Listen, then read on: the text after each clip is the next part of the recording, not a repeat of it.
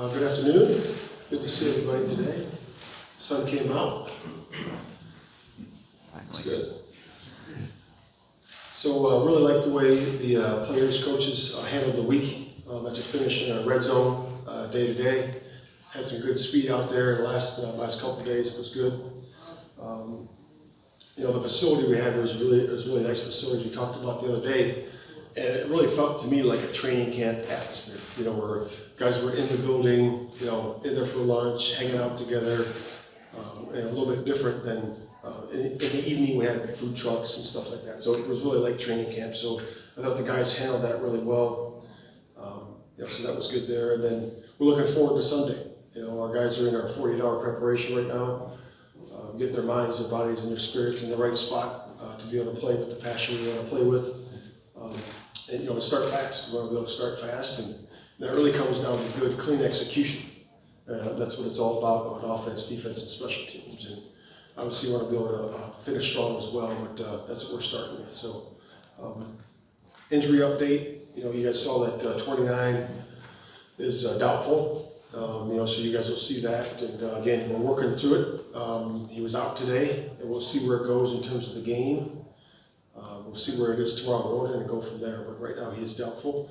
And then 76, Tevin did a nice job today. He was limited, but he looked good.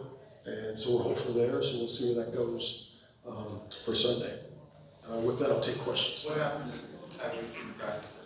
Yeah, it was just a plant point and drive. And he felt something in his calf, and we took a lot of practice there. And he's been rehabbing it the last so many hours since it's happened, and we'll see where it goes. What's the challenge of facing or having two guys in the secondary potentially out for Sunday's game? Yeah, to me that's always what we talk about from the beginning. Where we say always a pair and a spare at every position. So the coaches do a great job of getting guys ready to go at every position. If it's nickel, outside corner, strong safety, free safety, we always have a couple guys ready to go there. Because when something like this happens, you're ready. And you're not trying to teach guys things, technique and fundamentals, assignments, all that. They already know that. And our coaches do a really good job with that. And our players do a great job with staying prepared and staying ready. And the guys that get their opportunity, if that is the case, they'll be ready to go. What's the most important to you about the week in terms of getting you guys ready for Sunday and all the things that went into logistically planning this whole week out? Well, first of all, the kudos to, like I said a little while ago, was to the staff that got everything ready. Logistically, with the travel and setting everything up, so it is seamless for the players. So that to me was really good. And I think this environment that we're in is really good, really conducive for preparation, because it's all ball here, and there's limited distractions. And I thought the guys did a nice job, and the staff did a really good job of getting this place ready, and the travel was good too. And do you have players who are still acclimating, still adjusting to the time difference and everything there? I don't think so. I can only go on personal experience. I feel great today. So, yesterday was a little bit off, but I feel better today. I feel like when I woke up this morning, I was up till 10:30 last night, working.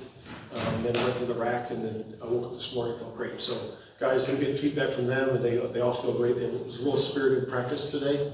Guys look like they were crisp and sharp and quick. So it looks good. Hey Coach, I'd like to ask you about the relationship and chemistry between coach and quarterback. We can see on the field how you guys build that relationship and chemistry, but some fans and people who follow the sport probably don't see the other side of that building chemistry off the field. So how do you go about doing that with a rookie quarterback and Caleb Williams? Yeah, it's just time. It really is just time spent on building that relationship, and that's with anybody. You have to give time and attention to that, and it's got to be important to you. And you show that with your time you spend with that particular person, and you give them your undivided attention. Be a good listener. Be able to talk about different subjects other than just football, family, friends, other things that are interest in their lives or in your life. But it's important to be able to build that whole relationship, not just about ball all the time. And you start building some trust there in that relationship, and then you got to show it when adversity hits. When everything's good, it's not when that's easy. But when adversity hits and some things happen, it's how you respond to that matters. rather than being reactive to situations, we respond in the right way. And that's standing on a solid foundation of building that relationship and understanding that you have that person's back no matter what. And with Jalen Jones, assuming he's kind of next man up, what has he shown you over the years that you've had him when he has the opportunity? Yeah, he's played for us a bunch, and he's one of those guys, like Elijah, that's been in our system. And he knows it in and out, and the coaches have been with those guys, and the technique and the fundamentals are there. They're going to stand on solid ground relative to that. And the other guys trust him too, because they've been in there and produced and have played for us. So we feel good about both those guys. And I know you guys have talked all week about picking up Al moving it here. But is there anything that an injured player can't do here that he'd be able to do if he, got hurt during practice back home? Yeah, I don't know. I'm not a doctor or a trainer, but I do know that when our injured guys are there, they get conditioning on the side, as you guys have seen. But the guys have gotten some of that this week. I'm sorry. I mean, when Tyreek gets hurt, Okay. is there treatment that he can get at home that he can't? Yeah, it's the same. It's the same. Working on the treatment and getting himself ready for Sunday. Do you think he'll go through a pregame warm-up to determine availability? We'll see tomorrow. We'll see how he wakes up tomorrow. So when he wakes up tomorrow, we'll see if it's in that way, then we can potentially do that. If it's not, then we'll have to go in a different direction. What are your expectations for Caleb after a couple of good games? You guys talk a lot about him continuing to improve, but I think also a lot of times when you have a rookie quarterback, you have to expect that it might not always be a linear trajectory. Sure. Yeah, I think that's the way in the game too, right? There's going to be things in the game that isn't, always this, right? It's got to make sure that, how you respond to those adversities in a game is going to be important, as well. And it's game to game too, right? So you just got to re-wrap that series. When you're done with that series, if it's good, bad, or indifferent, you got to move to the next series. And you only get so many in a game. So they all create different situations at the end of the half and into games. And every game creates its own situation where you can learn from that performance. So that's what you just need to do. So there's going to be great things to learn from the first 5 games, and there'll be great things to learn from this 6th game. And we just got to keep that mindset. How would you assess the impact of Kevin Byard in this team? Because he has fitted very well. And obviously you've heard about the nickname, the menace of midway defense. You guys right now, you're obviously cleaning up and getting it done. But how would you assess his performance with the team? Bearing in mind. Yeah, we were really excited to get Kevin, when we did, and just the veteran leadership, the performer that he is in terms of setting guys up. The communication back there has been excellent, and he makes plays. He's a really good ball hawk. I think he's got 29 interceptions from a certain point. 2017, is that right, guys? You guys weren't listening. That's fine. I listen to your questions. You don't listen to me talk. But yeah, he's done an outstanding job for us. What a great leader. We're so fortunate to have him. The guys love him. What did you ask? What did you ask? I said 29 interceptions since 2017 for Kevin Byard. So, Josh, Yeah, thank you. the top 5 game defensive capabilities. Is that something that you use as a point of offense when you go ahead and game games to put capable positions to get more control on the field and put points for yourselves? In terms of our defense, Yeah, so do you use the idea of getting takeaways to put capable positions to put more points up as a point of offense for yourselves? yeah, we always look at that. That's a big, the turnover margin is a big deal for us. We've been positive the last few weeks, and that's obviously a big emphasis for everybody. But we really do it day to day. We live that. That's going to be important really for any game. And for us, we always do that during the course of training camp. They're very competitive. As you may have known, or maybe not, that we went ones-on-ones the whole training camp to be able to really get Caleb ready for the speed and the different disguises and looks that he's going to see during the course of the year. Matt, what did you see from Billings last season that allows him now to be more of a pass rusher role? Is there something that you felt like you could tap into more to put him in position for this year? Yeah, last year we had a little bit different depth in there.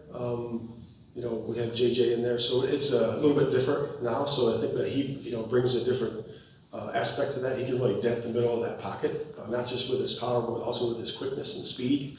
Because he's very quick for a guy his size.